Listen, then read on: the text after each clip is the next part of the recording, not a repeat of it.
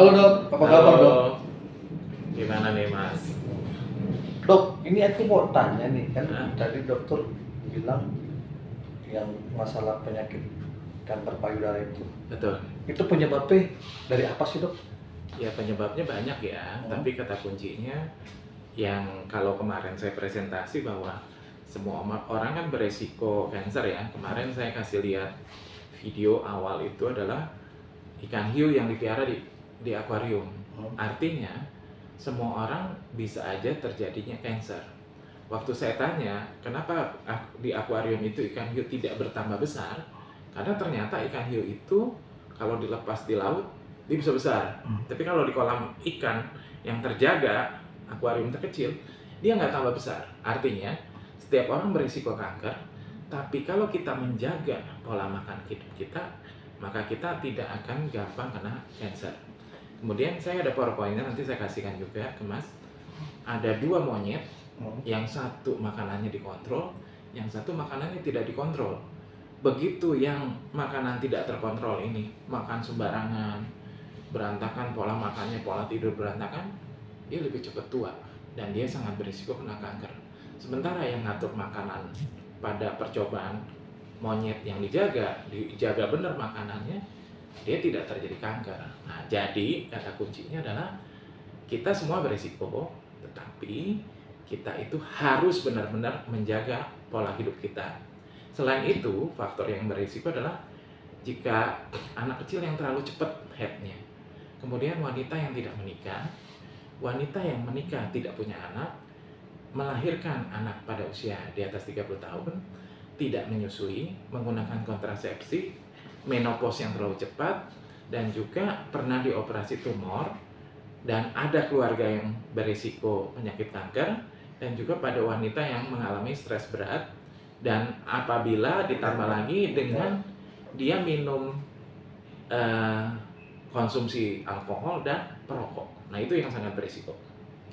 Nah, kalau sekarang kan kayak dari dokter menjelaskan itu alkohol sama perokok itu yang bersikonya. Ini kalau dari makanan bisa nggak dok? Dari makanan bisa, yang itu yang saya cerita. Jadi kalau dalam teori kedokteran atau di Kementerian Kesehatan selalu dianjurin bahwa kita harus menjaga faktor risiko kita, ya. Risiko yang tidak dapat diperbaiki adalah usia. Makin kita bertambah usia, risiko kita makin tinggi. Kedua, jenis kelamin. Pada kanker payudara ini kan risikonya lebih banyak pada perempuan, ya. Yang ketiga adalah faktor keturunan. Nah, itu yang kita tidak bisa kendalikan. Tetapi pola makan seperti gula, garam, lemak itu bisa kita kendalikan. Jadi hindari terlalu makan banyak gula, garam, dan lemak. Dan juga yang selalu saya ingatkan adalah jangan kita terlalu sering makan awet-awetan yang mengandung pengawet yang sangat berisiko untuk memicu terjadinya kanker. Nah, kanker di Indonesia ini udah berapa persen dok yang dokter menangani tentang payudara ini? Kanker payudara paling tinggi ya rankingnya, setelah itu kanker rahim. Nah, kata kuncinya sebagai seorang penyuluh dan seorang public health, nah ini semua harus kita jaga agar tidak bertambah parah. Artinya kalau kankernya bisa ditemukan sedini mungkin, maka itu jauh lebih baik gitu loh. Nah, ini kan yang tadi dokter menjelaskan ke saya ini kan itu ngaruh nggak sih dampak orang kanker payudara setelah melahirkan? Apakah dari dia apakah dia dari perokok juga awalan di perokok, tapi itu bisa dihilangkan nggak dok? Bisa diobatin nggak dok? Oke, jadi kalau cancer itu ilmunya adalah semakin cepat kita mengetahui, semakin cepat kita bisa menanggulangi. Jadi kata kuncinya kan, judul seminar kita adalah kiat-kiat hidup sehat dan berumur panjang. Artinya apa? Kalau kita bisa segera mendeteksi sedini mungkin, maka resiko kematian, resiko terjadinya penyebaran lebih parah itu akan kita bisa kendalikan. Nah, jadi kata kuncinya jangan ragu untuk selalu memeriksakan payudara melalui sadari pemeriksaan payudara sendiri maupun pemeriksaan payudara dengan tenaga ahli. Nah, itu yang wajib kita lakukan setiap hari. Nah, katanya dokter punya alat deteksi untuk pengecekan payudara nih. Boleh ditunjukin dok ke pemirsa? Ya, jadi ini kebetulan waktu saya sekolah di luar, saya membelinya alat ini. Alat ini hanya berupa namanya breast scanner ya. Nah, hebatnya alat ini adalah dia bisa nembus. Jadi kalau misalkan ini di jari saya tempelkan, dia bisa tembus tuh. Ya. Nah, dia juga bisa nih tembus ke sini gitu loh. Nah ya, jadi kenapa kita bisa ngomong seperti ini? Artinya kita nggak perlu takut karena dengan breast scanner ini kita bisa melakukan sedini mungkin apakah kita berisiko atau tidak berisiko. Tetapi kalau untuk rujukan tetap kita menggunakan mamografi maupun USG yang sudah memang digunakan oleh Yayasan Kanker maupun yang di rumah sakit. Jadi alat ini adalah alat deteksi dini untuk mengetahui apakah ada kecenderungan kelainan pada jaringan payudara atau terjadi sesuatu kelainan di payudara. Nah, ini alat ini sangat membantu dan wanita sendiri bisa melihat gitu loh. Oh, kelainannya seperti apa gitu loh. Jadi saya sendiri bisa melihat.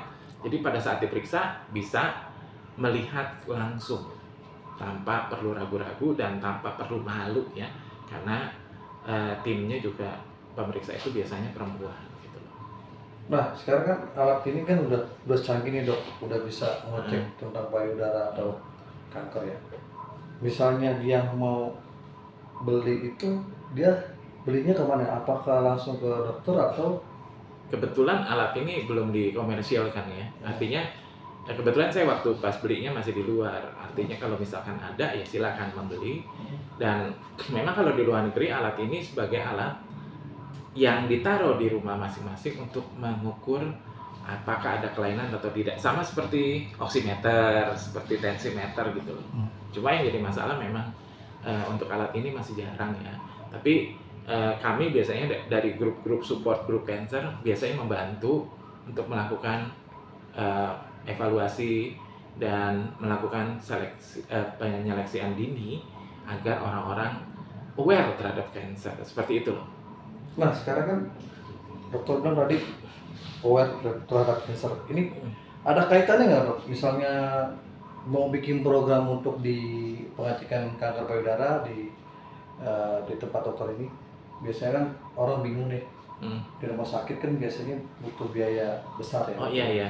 Itu gimana dok? Ya, kalau kita kebetulan dari teman-teman dari Geraha Putih, kita melakukan bakti sosial pada masyarakat. Nanti masyarakat boleh kontak ke kita untuk kita bantu ya. Jadi teman-teman dari Geraha Putih siap membantu untuk mendukung setiap orang yang memerlukan penyuluhan kesehatan, pemeriksaan kesehatan, maupun juga tadi seperti pendeteksian dini pada remaja maupun pada ibu-ibu pasca melahirkan atau juga pada ibu-ibu yang sudah menopause dan memerlukan pemeriksaan. Jadi tim kami dari Geraha Putih ini siap membantu bersama dengan teman-teman yang lain untuk mendukung. Nah, kebetulan kemarin kita melakukan acaranya di Mangga 2 Square ya bersama dengan LGF Renata. Nah, itu kebetulan acara itu cukup ramai dan dihadiri oleh 200 orang dan disupport penuh oleh Geraha Putih. Demikian. Dok, terakhir dok. Nah, ini kan dokter udah di sisi lain ini kan udah melihat dan menerangkan di stasiun televisi ya, tentang pengobatan kanker payudara. Ini kebanyakan yang kena kanker payudara itu di umur usia berapa dok? Ya, artinya seperti yang tadi saya cerita bahwa makin usia lanjut sangat berisiko. Artinya sekitar umur 30 ke atas, 40 ke atas, 45 ke atas itu lebih beresiko ya. Tapi balik lagi kata kuncinya itu terkait dengan pola makan. Jadi bisa aja anak remaja pola makannya tidak teratur, tidurnya tidak teratur, stresnya sangat tinggi, merokok juga dan minum alkohol sangat beresiko untuk terjadinya kanker. Tapi estimasinya biasanya mengenai di atas 40 tahun sampai dengan 50 tahun itu yang sangat berisiko, kira-kira itu. Nah, apa nih harapan dokter di nanti mau bikin programnya membantu masyarakat dengan payudara nih di 2024? Kalau saya nomor satu, kita jangan sampai kena kanker. Kenapa? Karena kalau kena kanker biaya yang sangat tinggi. Oleh sebab itu, seperti yang selalu saya sebutkan di TV ya, dimanapun stasiun TV selalu sebutkan, dokter yang terbaik adalah diri kita sendiri. Rumah sakit yang terbaik adalah dapur kita sendiri. Dan obat yang sangat terbaik adalah makanan kita sehari-hari. Oleh sebab itu, kita harus meyakini bahwa jangan sampai kita kena penyakit dan akhirnya kita masuk ke rumah sakit. Karena sekaya apapun kita akan repot. Nah, oleh sebab itu, kita wajib menjaga diri kita. Nah, menjaga diri kita itu dengan apa? Ya, menyayangi diri kita sendiri. Dengan kita menyayangi diri kita sendiri, maka kita akan merawat diri kita dengan baik dan benar. Nah, kata kuncinya lagi apa? Siapa yang mau aware sama diri kita kalau bukan kita? Jadi kita harus menjaga diri kita agar diri kita bisa berumur panjang, bisa bekerja dengan lebih baik dengan cara menjaga pola makan kita. Yang berikut yang tadi saya sering sebut-sebut berulang-ulang. Kita harus hindari gula, garam, lemak, dan juga manajemen stres. Jadi jangan kita stres. Jadi kalau ibu-ibu, perempuan nih gampang stres, merasa terbuang, tidak mau move on, itu beresiko. Kemudian apa yang kita harus ingat lagi? Tidur. Tidur itu juga diperlukan. Jadi pada saat kita tidur, kita harus benar-benar tidur. Jangan tidur kita nggak tidur-tidur, akhirnya kita gampang sakit. Ya, itu. Terima kasih dokter. Oke.